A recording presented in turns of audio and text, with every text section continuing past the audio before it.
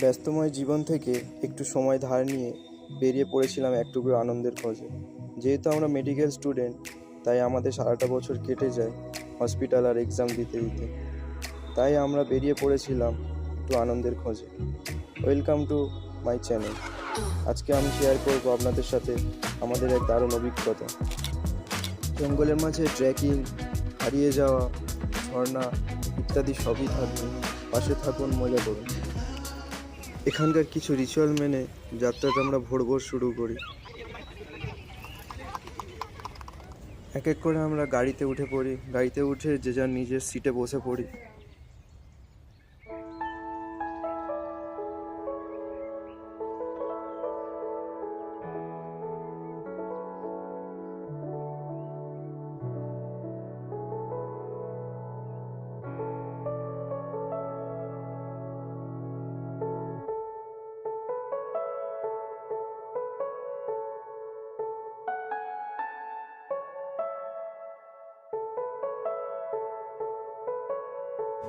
গাড়ি চলছে তার আপন গতিতে, কিন্তু একটু দূরে যেতে না যেতেই গাড়ির খিদে পেয়ে যায়। তাই গাড়ি নিজের এনার্জি ড্রিঙ্ক ভরে আবার পুনরায় চলতে শুরু করে জঙ্গলের মধ্য দিয়ে।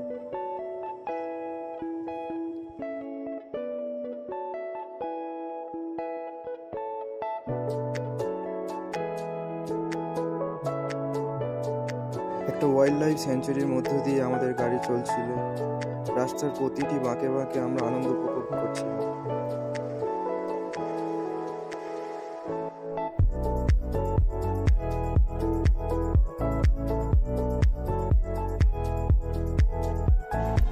জঙ্গল পার হয়ে আমরা গেলাম গোদাবরী নদীর ওপর।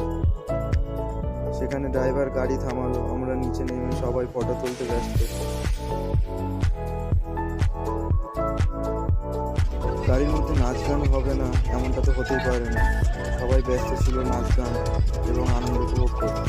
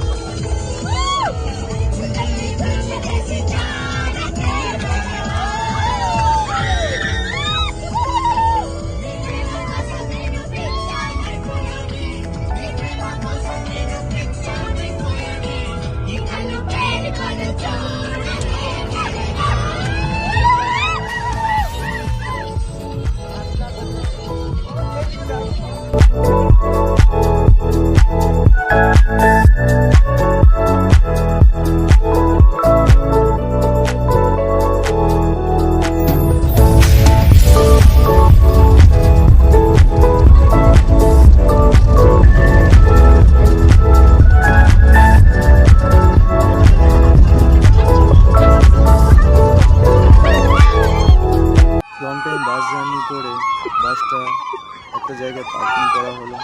এখান থেকে আমাদের আসল ট্রেকিং শুরু হলো। একে একে নামলাম বাস থেকে ধীরে ধীরে।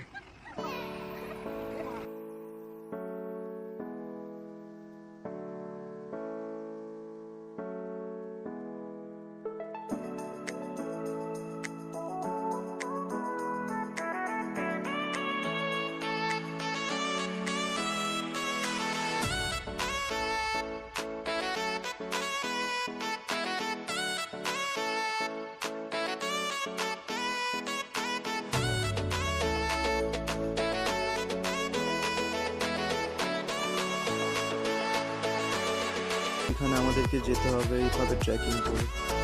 কখনো সমতল রাস্তা, কখনো পাহাড়, কখনো জঙ্গল, কখনো একটু খেবড়ো রাস্তা, কখনো জঙ্গলের মাঝখান দিয়ে আমরা চলছি।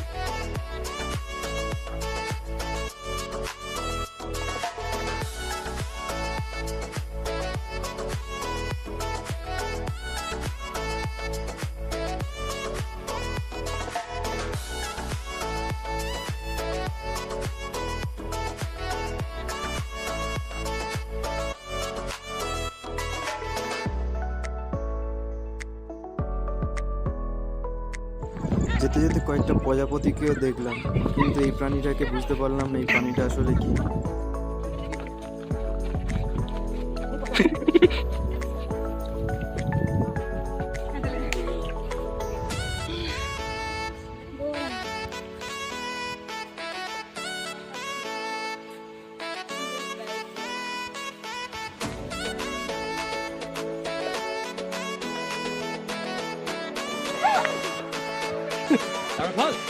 না রে, তুমি কি বলছো?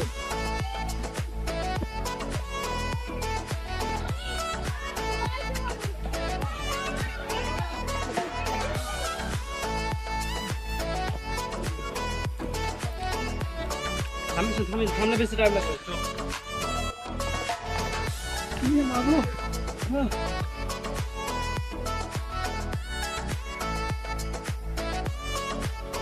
দূরে ঝর্ণার একটুখানি অংশ দেখা যাচ্ছে, কিন্তু ঝর্ণার কাছে পৌঁছে যে এমনটা ঘটবে আমাদের সঙ্গে তা আমরা কখনো ভাবতে পারিনি। কিছুদিন আগে একদল স্টুডেন্ট এখানে ঘুরতে এসেছিল, কিন্তু জঙ্গলের মাঝে তারা হারিয়ে গেছিল।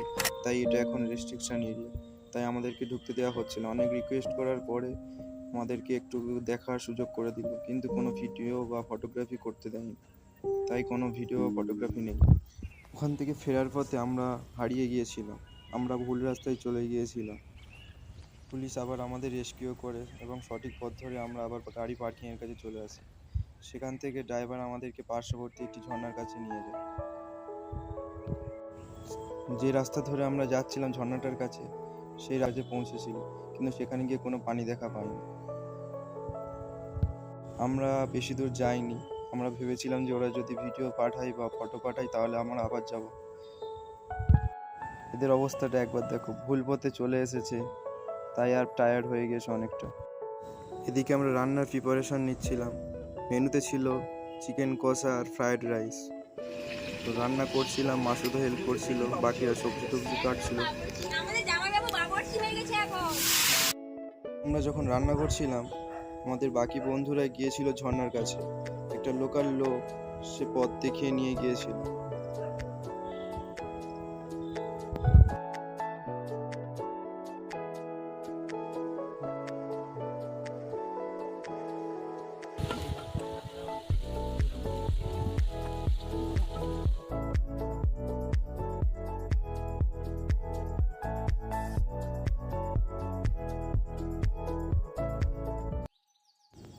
যে কজন আমরা রান্না করছিলাম, এবার আমরা কজন মিলে ঝর্ণার কাছে যাচ্ছিলাম, কিন্তু রাস্তা জানি না।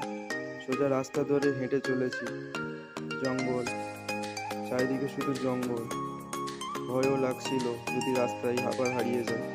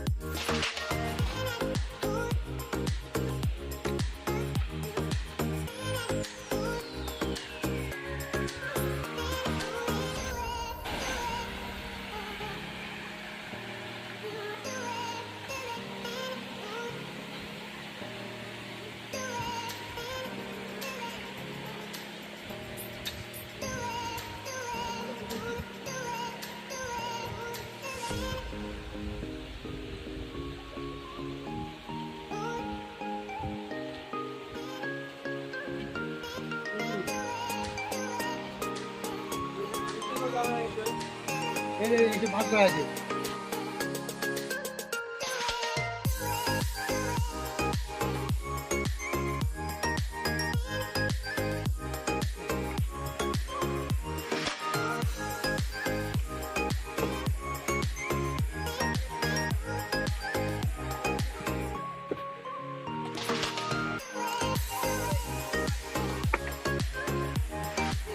ওই দিন আমার আসে নাই,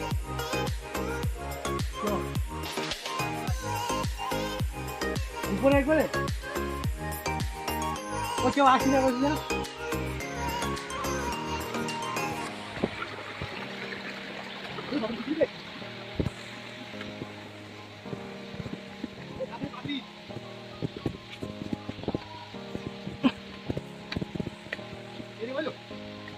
ওই তো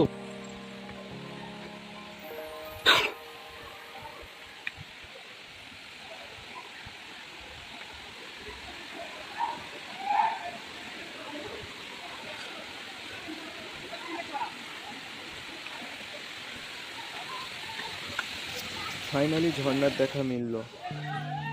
ঝর্ণাতে অনেক লোক স্নান করছিল, অনেকে সাঁতার কাটছিল, অনেকে ফটো ভিডিওগ্রাফি করছিল। আমরাও আর দেরি না করে আমরাও নেমে পড়লাম।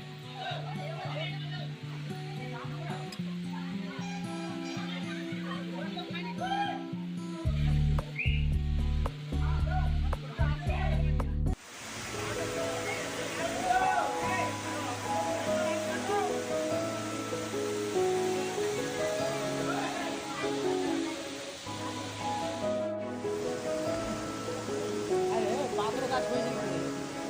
পাথর গাছ হলো কি করে?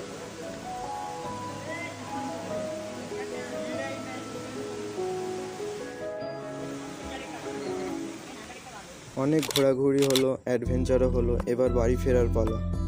তাই সবাই আবার বাড়ি ফেরার জন্য বাসে উঠলাম।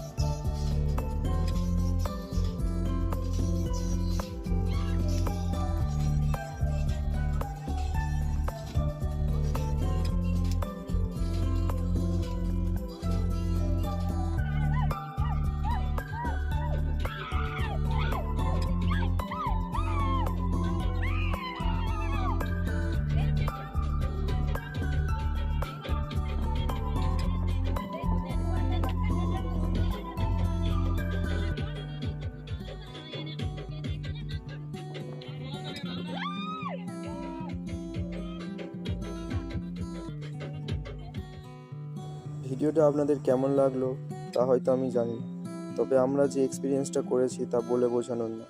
জঙ্গলের মাঝে ট্রেকিং, জঙ্গলের মাঝে হারিয়ে যাওয়া এক আলাদা অনুভূতি।